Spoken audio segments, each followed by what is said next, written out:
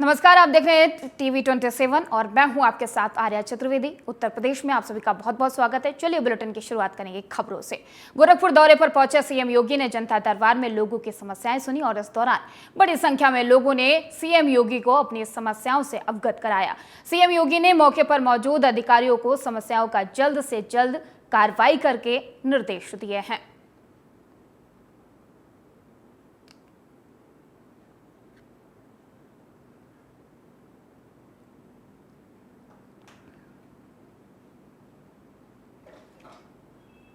और बीएसपी प्रमुख मायावती ने एक बार फिर से दोहराया है कि लोकसभा चुनाव 2024 में किसी राजनीतिक दल से गठबंधन न करने का उनका फैसला अटल है। मायावती ने कहा कि चुनावी गठबंधन या तीसरे मोर्चे की जो भी बातें की जा रही है वो सब अफवाह है और फेक न्यूज है। सोशल मीडिया प्लेटफॉर्म एक्स पर एक पोस्ट में मायावती ने कहा कि बसपा काफी मजबूती से चुनाव लड़ रही है, जिसके चलते विरोधियों में बेचैनी फैली हुई है।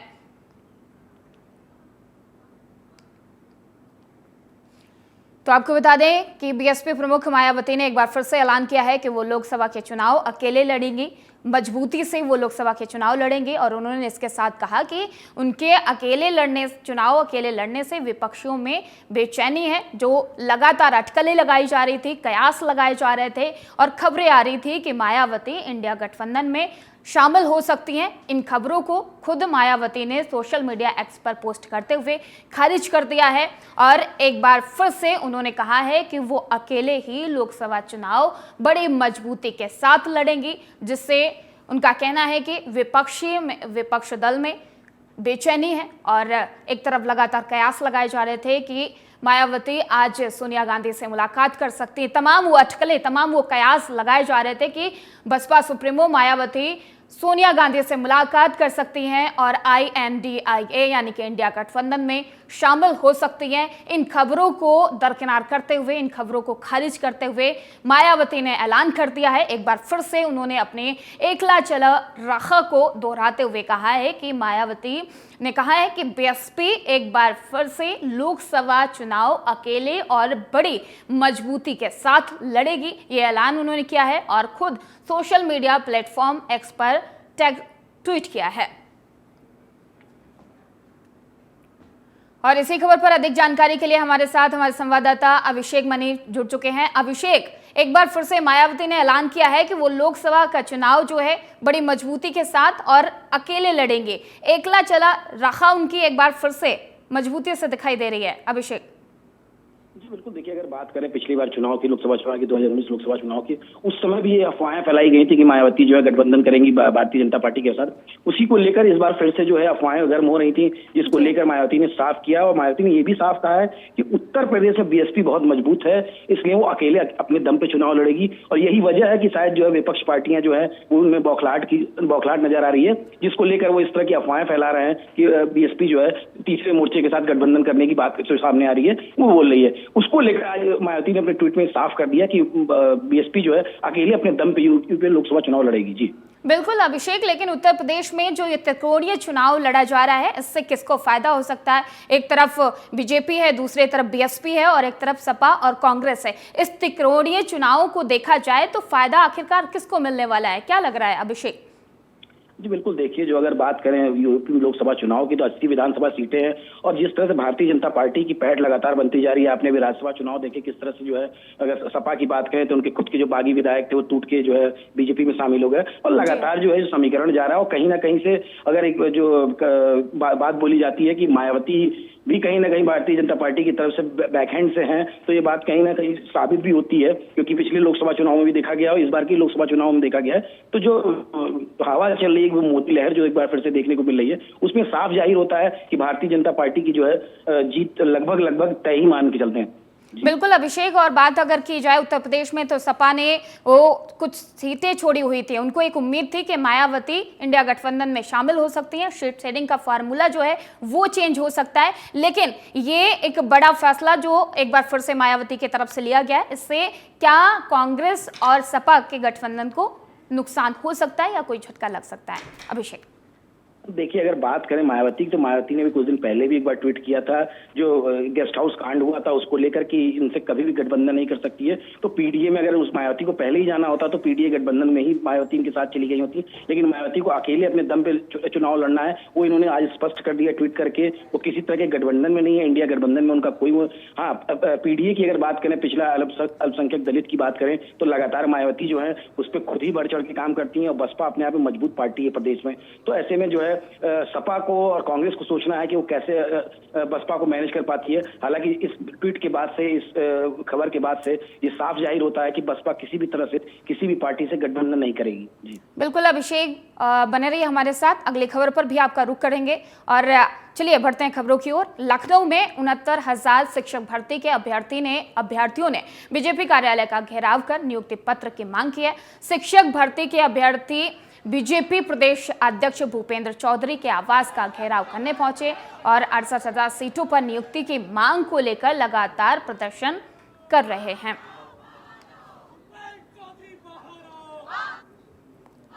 और इस खबर पर हमारे साथ हमारे संवाददाता अभिषेक लगातार बने हुए हैं। अभिषेक, लगातार ये अभ्यर्थियों की तरफ से आंदोलन किया जा रहा है, प्रदर्शन किया जा रहा है, लेकिन सरकार इस पर नजर नहीं डाल रही। और आगामी चुनाव को लेकर अगर देखा जाए तो कितना नुकसान हो सकता है बीजेपी को? जी बिल्कुल, देखिए, ये 59,000 शिक्षक भर्ती का मामला जो है अपने यहाँ पे बहुत दूर पकड़ता जा रहा है, और ये लंबे समय से मामला चल रहा है। 59,000 शिक्षक भर्तियों में 6800 पदों के लिए लगातार अभ्यर्थी मांग कर रहे हैं, जो कि आपका, जिसमें ओबीसी की 27% की जगह 3.86% के आरक्षण की बात कही गई है। वहीं विभाग जो है तमाम बार जो है इनसे बात किया, लेकिन इस मुद्दे को कहीं से भी सॉर्ट आउट नहीं किया जा रहा है। लेकिन अगर लगातार देखा जाए तो लगातार अभ्यर्थी, जैसे कि आज अगर बात करें तो प्रदेश अध्यक्ष भूपेंद्र चौधरी के घर के बाहर घेराव किया, बेसिक शिक्षा मंत्री संदीप सिंह के घर के बाहर लगातार घेराव हो रहा है, कभी केशव प्रसाद मौर्य के घर के बाहर घेराव हो रहा है, कभी लगातार जो है अभ्यर्थी जो है मुख्यमंत्री आवास पहुंचने की कोशिश कर रहे हैं। लगातार वो अपनी मांगों को लेकर धरना प्रदर्शन कर रहे हैं। उनका साफ कहना है कि वो एग्जाम दे के पास हुए हैं, उनकी भर्ती होनी चाहिए। वो लगातार लंबे समय से संघर्ष कर रहे हैं, लेकिन शासन में मामला अटका हुआ है, अभी तक इस पर कोई कार्रवाई नहीं हो पाई है प्रॉपर ढंग से। उसको लेकर लगातार अगर प्रदर्शन हो रहा है। अगर आप चुनाव की बात करती हैं तो जाहिर सी बात है 59,000 शिक्षक भर्तियों की बात है, और एक एक वोट मायने रखता है। तो ऐसे में सरकार को कोई ना कोई ठोस कदम उठाना पड़ेगा, क्योंकि युवा है, युवा की जो जिम्मेदारियां हैं, जो बेरोजगारी की बात हो रही है, कहीं ना कहीं विपक्ष इसको मुद्दा बनाएगा। तो इसको लेकर कोई ना कोई ठोस कदम उठाने पड़ेंगे सरकार। जी बिल्कुल अभिषेक, लेकिन चाहे फिर परीक्षा भर्ती लीक मामला हो या फिर अभ्यर्थियों का लगातार ये घेराव करना हो, नियुक्ति पत्र की मांग को लेकर हो, लेकिन सरकार अगर देखा जाए तो कोई भी नजर नहीं डाल रही है। लगातार जो शिक्षक हैं जो भर्ती के लिए मांग कर रहे हैं, उनके तरफ से आरोप लगाया जा रहा है कि उनको नजरअंदाज किया जा रहा है। अभिषेक जी बिल्कुल, देखिए, ऐसे शिक्षक इसलिए आरोप लगा रहे हैं कि लगातार वो प्रदर्शन कर रहे हैं, लेकिन उन्हें कोई ठोस वो कारण नहीं बताया जा रहा है कि क्या वजह है उनकी जो नियुक्तियां नहीं की जा रही हैं, और क्या वजह है कि सरकार का कोई आला अधिकारी उनसे बात नहीं कर रहा है, इस बात को निर्णय नहीं कर रहा है कि आखिर क्या कुछ होना है इस मामले में। तो ऐसे में कहीं ना कहीं जो शिक्षक हैं वो भी नाराज हैं, क्योंकि वो देखिए लंबे समय से शिक्षक हैं, वो पढ़ाई करते हैं, एग्जाम देते हैं, पास होकर वो भर्ती हुए हैं, हालांकि उनके मानक पूरे हैं, सारी चीजें पूरी हैं, उसके बाद भी क्यों नहीं भर्ती के आदेश आ पा रहे हैं। तो इसको, इन सब चीजों को लेकर लगातार वो प्रदर्शन कर रहे हैं। और अगर बात करें चुनाव की, तो कहीं ना कहीं देखिए शिक्षक हैं तो हर तरह से अफेक्ट पड़ता है। 59,000 शिक्षक भर्तियों का मामला चल रहा है, तो कोई छोटा मोटा मैटर नहीं है, बड़ा मामला है। इस पर सरकार को कोई ना कोई सॉलिड रुख लेना पड़ेगा, नहीं तो आने वाले चुनाव में कहीं ना कहीं दिक्कत का विषय बनेगा, और विपक्ष को एक बड़ा मौका मिलेगा सरकार को खेदने का। बिल्कुल अभिषेक, और लोकसभा के चुनाव हैं, चुनाव से पहले कहते हैं कि लोकसभा के चुनाव हैं और 80 सीटों वाला राज्य है, सबसे बड़ा राज्य है, जहां पर लोग इसी से दिल्ली पहुंचते हैं, लेकिन विपक्ष इसको बड़ा मुद्दा बना सकता है। और कहीं ना कहीं ये भी देखा जा रहा है कि आने वाले आगामी चुनाव में बीजेपी को इससे नुकसान भी हो सकता है। अभिषेक जी बिल्कुल, देखिए, विपक्ष तो मुद्दा बना ही रखा है, विपक्ष तो बार बार बेरोजगारी की बात कर ही रहा है। अगर जो 59,000 शिक्षक भर्तियों का मामला सरकार सॉर्ट आउट करती है तो कहीं ना कहीं एक बड़ी उपलब्धि भी अपने आप को दिखा सकती है कि 59,000 शिक्षकों की भर्ती होती है, क्योंकि लगातार जो विपक्ष का ये बड़ा मुद्दा है, जो बेरोजगारी का कह रहा है, युवा को रोजगार नहीं मिल रहा है, कार्य नहीं हुआ, और सरकार अपने तरफ से जो चीजें दिखा रही है कि एमएसएमई कर रही है, सेल्फ उस पे कार्यों को बढ़ावा दे रही है, लेकिन जो ये सरकारी नौकरी की बात होती है, जो शिक्षक है उनकी भर्ती की बात होती है, तो कहीं ना कहीं सरकार अपनी एक उपलब्धि में दिखा सकती है। ऐसे में सरकार को इस मामले में कोई ठोस कदम उठाना चाहिए और जल्द से जल्द इस मामले का निस्तारण करना चाहिए, नहीं तो लगातार विपक्ष को तो ये मौका चाहिए ही होता है कि वो इस चीजों को साबित करे। और अब तो समय भी नहीं बचा है, कुछ समय में आचार संहिता लग जाएगी, और उसके बाद से लगातार विपक्ष इन सब मुद्दों को उठाएगा, तो कहीं ना कहीं सरकार के लिए समस्या का विषय बनेगा। इसलिए इस मामले में जल्द से जल्द कार्रवाई होनी चाहिए। बिल्कुल अभिषेक, एक तरफ राहुल गांधी की बात कर ली जाए तो वो यात्रा को लेकर लगातार उत्तर प्रदेश पहुंचे हुए थे। वहां पर उन्होंने बेरोजगारी की भी बात की। बहुत बहुत धन्यवाद अभिषेक तमाम सारी जानकारी देने के लिए। तो आपको बता दें कि लखनऊ में शिक्षक भर्ती के अभ्यर्थियों ने बीजेपी कार्यालय का घेराव किया है और नियुक्ति पत्र की मांग की है। और शिक्षक भर्ती के अभ्यर्थी बीजेपी प्रदेश अध्यक्ष भूपेंद्र चौधरी के आवास का घेराव करने पहुंचे थे। यहां पर 68,000 सीटों पर नियुक्ति की मांग को लेकर लगातार उनके तरफ से प्रदर्शन किया जा रहा है। चलिए खबरों में आगे बढ़ते हैं और खबर बुलंदशहर से है। बुलंदशहर में हाईवे के किनारे खड़े एक ट्रक को तेज रफ्तार कार ने टक्कर मार दी। हादसे में 5 लोगों की मौत हो गई और 3 लोग गंभीर रूप से घायल हो गए। सूचना मिलने पर पहुंची पुलिस ने घायलों को इलाज के लिए अस्पताल में भर्ती करवाया। पुलिस ने मामला दर्ज कर जांच शुरू कर दी है। ये थाना खुर्जानगर जनपद बुलंदशहर से संबंधित एक दुर्घटना है। थाना खुर्जानगर के बरौली कट के समीप एक ट्रक का नया चेसिस, जिसका ड्राइवर सड़क के किनारे चेसिस को खड़ा करके उस दुकान पे चाय पी रहा था। पीछे से एक वैगनार गाड़ी जिस पे कुल 7 व्यक्ति सवार थे, पीछे से आकर ड्राइवर को नींद आने के कारण उन्होंने पीछे से चेसिस में उनकी गाड़ी टक्कर हो गई, जिसके परिणाम स्वरूप वैगनार गाड़ी पर सवार कुछ 4 व्यक्तियों की दुखद मृत्यु हो गई है। और उत्तर प्रदेश के जनपद बहराइच में तेज रफ्तार कंटेनर ट्रक और कार में टक्कर हो गई। हादसे में कार सवार एक बच्चे की मौत हो गई और 5 लोग गंभीर रूप से घायल हो गए। हादसे की सूचना मिलने पर पहुंची पुलिस ने घायलों को इलाज के लिए अस्पताल में भर्ती करवाया। पुलिस ने मामले की जांच शुरू कर दी है। तो आपको बता दें कि यह हादसा हुआ है जहां पर मौके पर पहुंची पुलिस ने घायलों को अस्पताल में पहुंचाया है। तेज रफ्तार कंटेनर ट्रक और कार के बीच में भीषण टक्कर हुई। हादसे में एक की मौत हो गई है जबकि 5 लोग गंभीर रूप से घायल बताए जा रहे हैं। फिलहाल सूचना मिलने पर मौके पर पहुंची पुलिस ने घायलों को अस्पताल में भर्ती करवाया है और शव को कब्जे में लेकर पोस्टमार्टम के लिए भेज दिया है। साथ ही पुलिस ने पूरे मामले की जांच पड़ताल शुरू कर दी है।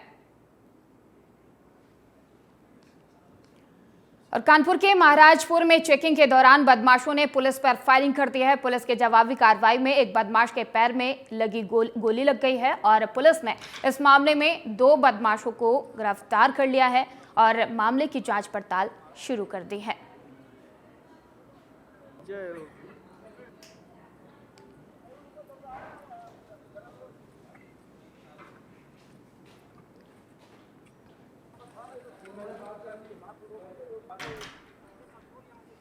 और गाजियाबाद में थाना लोनी बॉर्डर क्षेत्र में एक लूट का वीडियो सामने आया है जहां रेम्स पिज्जा की दुकान में 2 नकाबपोश बदमाश लूट की घटना को अंजाम देकर फरार हो गए। तमंचे के बल पर बदमाशों ने 27,000 रुपए लूटे। सूचना पर पुलिस ने रिपोर्ट दर्ज कर मामले की जांच पड़ताल शुरू कर दी है।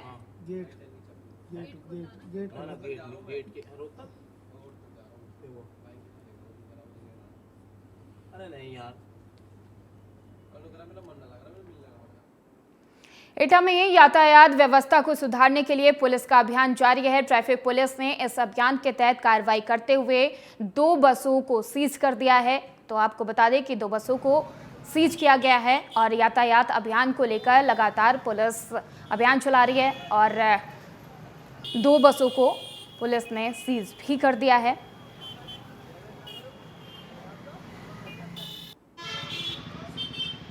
तो आपको बता दें कि यातायात को लेकर पुलिस ये अभियान चला रही है और खामियां पाए जाने पर वाहनों को सीज किया जा रहा है। इसी कड़ी में पुलिस ने 2 बसों को सीज भी कर दिया है।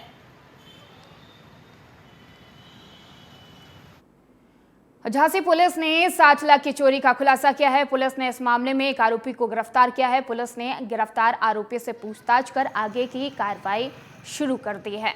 तो झांसी पुलिस ने एक आरोपी को गिरफ्तार किया है। लूट का ये मामला है। चोरी का खुलासा करते हुए पुलिस ने एक आरोपी को गिरफ्तार किया है। साथ ही आरोपी से पूछताछ की जा रही है। तो आपको बता दें कि झांसी में लूट का खुलासा करते हुए पुलिस ने एक आरोपी को गिरफ्तार किया है और साथ ही पूरे मामले की जांच पड़ताल पुलिस की तरफ से की जा रही है और आरोपी से भी पूछताछ की जा रही है। थाना कोर्ट में फरवरी माह में 44/24 नामक एक अभियोग पंजीकृत किया गया था धारा 379 में। उसमें वादी ने 60 लाख रुपए चोरी की बात लिखाई थी, जो कानपुर से इंदौर एक बस जा रही थी जो नमो ढाबा पे रुकी थी, वहीं से उसका झोला गायब हो गया था जिसमें 60 लाख रुपए थे। पुलिस ने जांच और विवेचना के क्रम में साबिर नामक एक व्यक्ति को गिरफ्तार किया, जिसके पास से 55 लाख रुपए बरामद हुए। उसने 4 अन्य अभियुक्तों को बताया है, शीघ्र ही उनकी भी गिरफ्तारी की जाएगी और शेष जो 5 लाख रुपए उसको भी शीघ्र ही बरामद करके गुण दोष के आधार पर विवेचना का शीघ्र निस्तारण कराया जाएगा। और रायबरेली में रिश्तों को शर्मसार करने वाला मामला सामने आया है। मलेरिया थाना क्षेत्र के आमवा में छोटे भाई ने अपने सगे भाई बड़े भाई की हत्या कर दी है और मामले की सूचना मिलने पर पहुंची पुलिस ने शव को पोस्टमार्टम के लिए भेजकर जांच पड़ताल शुरू कर दी है। क्षेत्र का ग्राम आमवा है, यहाँ के स्थानीय निवासी सुरेश हैं। इनके द्वारा आज लगभग 7:30 बजे स्थानीय थाने को सूचित किया गया है कि इनका साला प्रमोद, जिसका मकान इनके बगल है, आज चंडीगढ़ जाना था स्टेशन छोड़ने के लिए। जब उसके घर गए और प्रमोद को आवाज़ दी तो प्रमोद की कोई आवाज़ नहीं आई। प्रमोद को ढूंढने के लिए उन्होंने कमरे के ऊपर जो छत पर कमरे बने थे, जब चारों तरफ ढूंढा प्रमोद नहीं मिला तो एक कमरे में ऊपर की खिड़की से झांक करके देखा तो प्रमोद की शरीर अंदर बंधी हुई पड़ी थी और उससे कोई हरकत नहीं हो रहा था।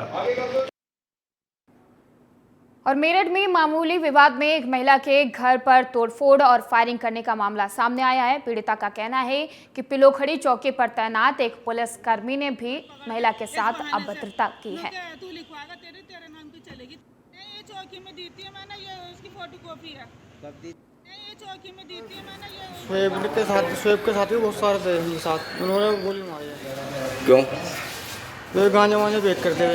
अच्छा। शराब पी के हंगामा कर रहे थे गली में। अच्छा। हम तो कह रहे थे भैया हंगामा करो, इस वजह से चढ़ाई वढ़ाई कर दी उन्होंने, घर पर अड्डे वड्डे बरसात दिए और मेरे गोली चढ़ा दी। कुछ मामला नहीं बचा से अभी हमारे भांजा ना वैसे उन्हें जासी से पी ली थी, उन्होंने जैसे गाली वाली से दे दी थी। अच्छा। तो उसकी खारबाजी से हमारे घर में सारे शराबत के भतीजे हैं। आसिफ है, ये क्या नाम है, चेला है, इरफान है, बहुत सारे जन हैं इधर आंडो बांडो के हैं। सबने हमारे घर पे पथराव करा, इसका दर कर गोलियां चलाई हमारे घर पे। अब मेरे आदमी को जान से मारने की धमकी दे रहे हैं, गोली लेकर आए थे। अच्छा। और हमारे हम हेल्ले में लौंडे के भी।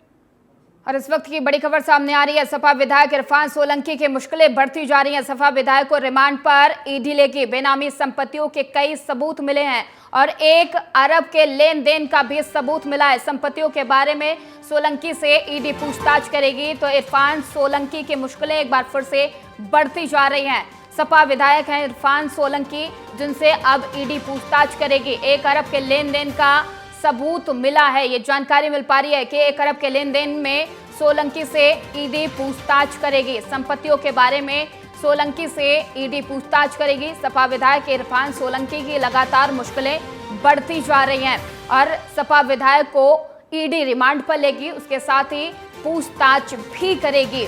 बेनामी संपत्तियों के कई सबूत मिले हैं, जिसको लेकर अब इरफान सोलंकी से ईडी पूछताछ करेगी। 1 अरब के लेन देन का सबूत मिलने की बात भी सामने आई है। तो इरफान सोलंकी, सपा विधायक इरफान सोलंकी की मुश्किलें लगातार बढ़ती जा रही हैं। अब ईडी इरफान सोलंकी से पूछताछ करेगी।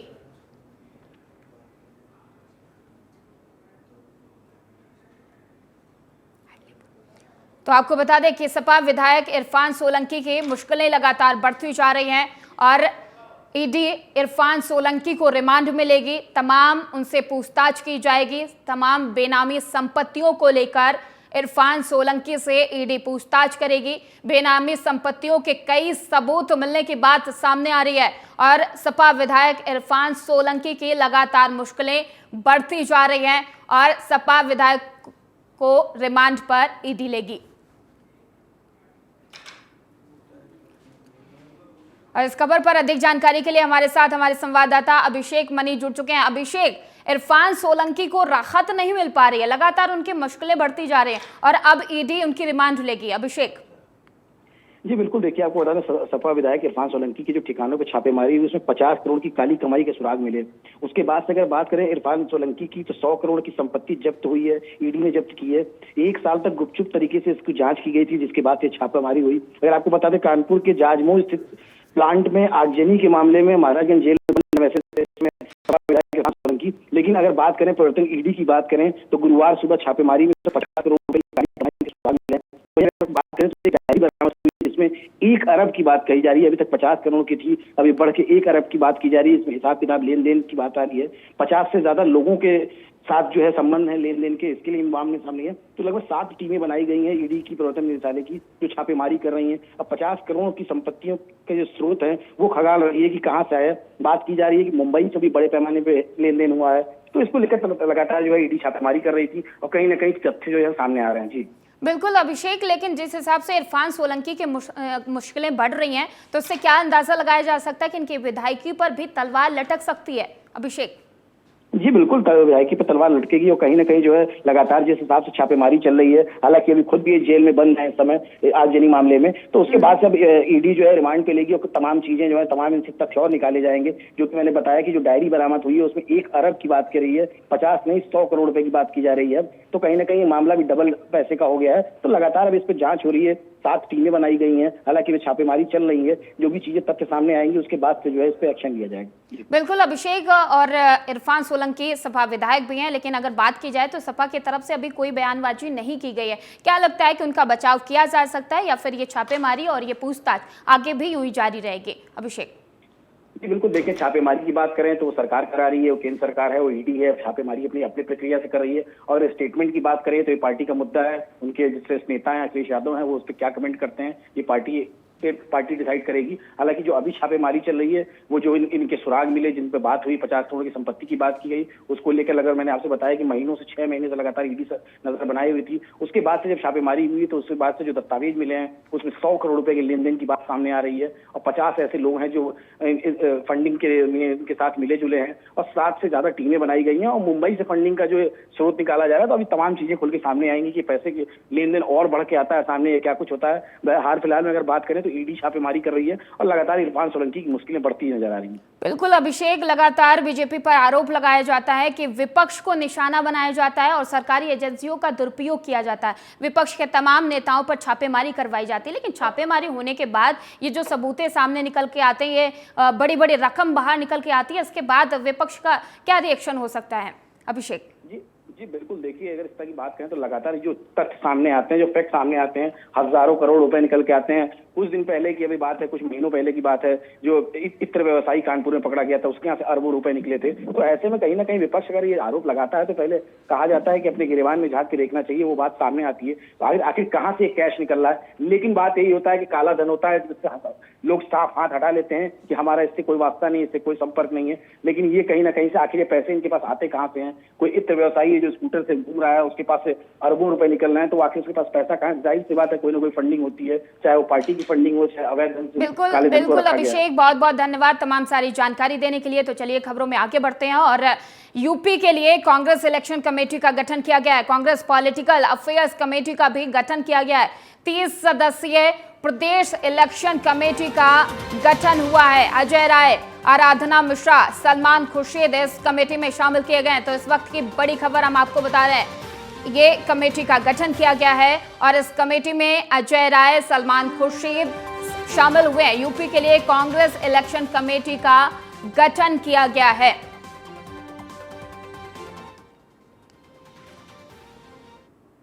और संभल में बदमाशों के हौसले लगातार बढ़ते जा रहे हैं। संभल में बदमाशों के हथियारों के बल पर लाखों की डकैती को अंजाम दिया गया है। सूचना मिलने पर पहुंची पुलिस ने मामला दर्ज कर फरार बदमाशों की तलाश शुरू कर दी है।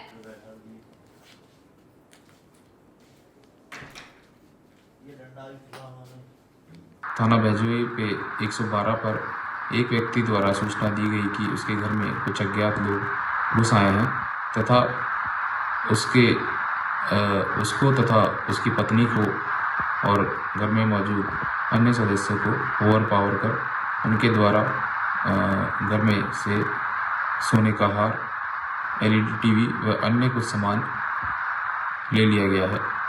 इस सूचना पर तुरंत मौके पे SHO और क्षेत्राधिकारी पहुंचे तथा फील्ड यूनिट भी बुलाई गई और वादी की तहरीर के आधार पर सुसंगत धाराओं में थाना बैजुई में मुकदमा पंजीकृत कराया गया है। और फिलहाल उत्तर प्रदेश की खबरों में इतना ही। देश और दुनिया की तमाम खबरों के लिए देखते रहिए TV 27।